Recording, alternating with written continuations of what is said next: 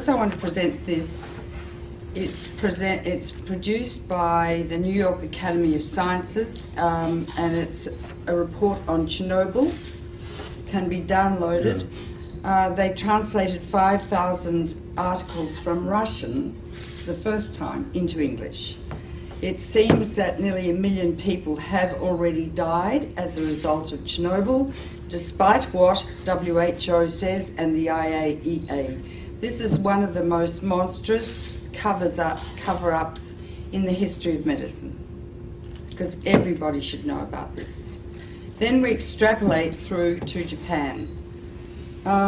Japan is, by orders of magnitude, many times worse than Chernobyl. Never in my life did I think that 6 nuclear reactors would be at risk.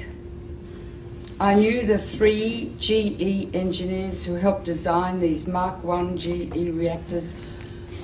They resigned because they knew they were dangerous. So Japan built them on an earthquake fault.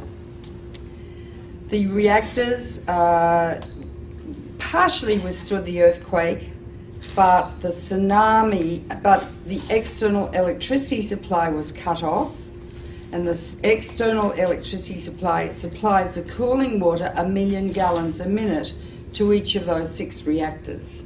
Without the cooling water, the water falls and the rods are so hot they melt, like at 3 Mile Island and at Chernobyl. So the emergency diesel generators, which are as large as a house, got destroyed by the tsunami. So there is no way to keep the water circulating in the reactors. Also, on the roofs of the reactors, not within the containment vessel, are cooling pools. Every year they remove about 30 tons of the most radioactive rods that you could possibly imagine. Each one is 12 feet long and ½ an inch thick. Gives out so much radiation, like X-rays, that if you stand next to it for a couple of minutes, you'll die. Not drop dead, but with, remember Litvinenko, the Russian who got poisoned by polonium? You'll die like that, with your hair falling out, bleeding to death and dying of massive infection, like AIDS patients die. So these are, and they're thermally hot, so they have to be put in a big pool and continually cooled too. The pool has really no roof. There have been 3 hydrogen explosions blowing off the roof of the building, not the containment vessel of the core, but the roof, and exposing the cooling pool. 2 of the cooling pools are dry. They have no water in them, meaning that the nuclear fuel rods are covered with a material called zirconium. When zirconium is exposed to air, it burns, it ignites.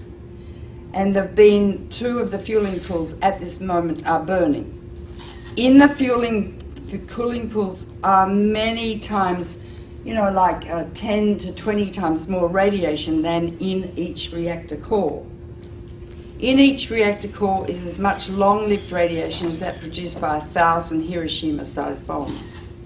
We are dealing with diabolical energy. E equals mc squared. It's the energy that blows up nuclear bombs.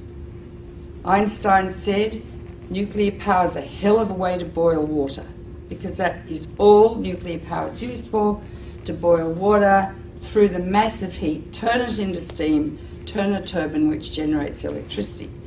Now when you fission uranium, 200 new elements are formed, all of which are much more poisonous to the body than the original uranium. Although uranium's pretty poisonous, America used it in Fallujah and Baghdad, and in Fallujah 80% of the babies being born are grossly deformed. They're being born without brains, single eyes, no arms.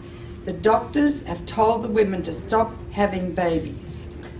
The incidence of childhood cancer has gone up about 12 times. This is genocide. It's a nuclear war being conducted in Iraq.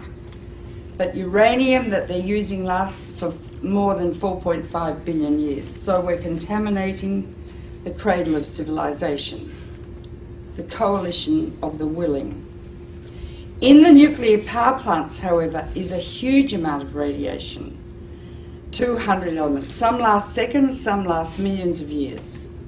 Radioactive iodine lasts 6 weeks. It causes thyroid cancer. That's why people are saying better take potassium iodide, because that blocks the thyroid uptake of radioactive iodine, which later can cause thyroid cancer.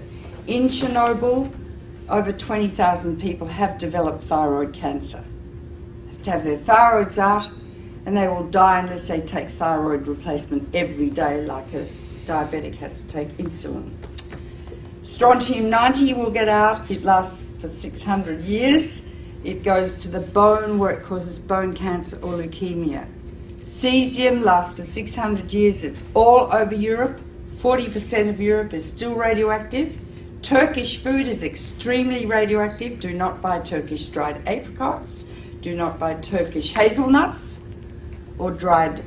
the Turks were so cross with the Russians, they sent all their radioactive tea over to Russia after Chernobyl. But 40% of Europe is still radioactive. Farms in Britain, their lambs are so full of cesium they can't sell them. Don't eat European food. But that's nothing compared to what's happening now.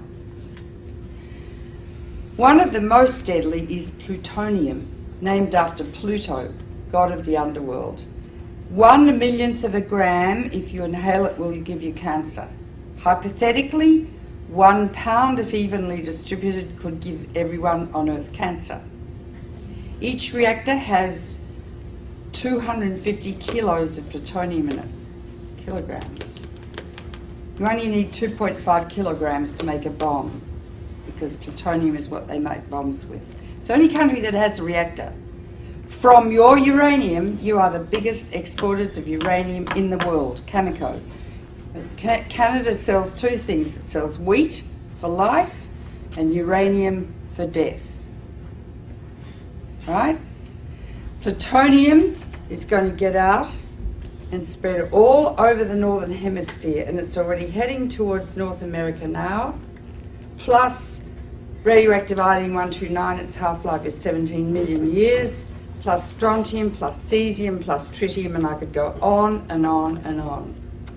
When it rains, down comes fallout, and it concentrates in food. If it gets into the sea, the algae concentrated hundreds of times, then the crustaceans concentrated hundreds of times, then the little fish, then the big fish, then us.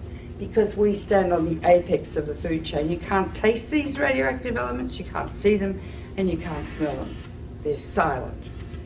When you get them inside your body, you don't suddenly drop dead of cancer. It takes 5 to 60 years to get your cancer.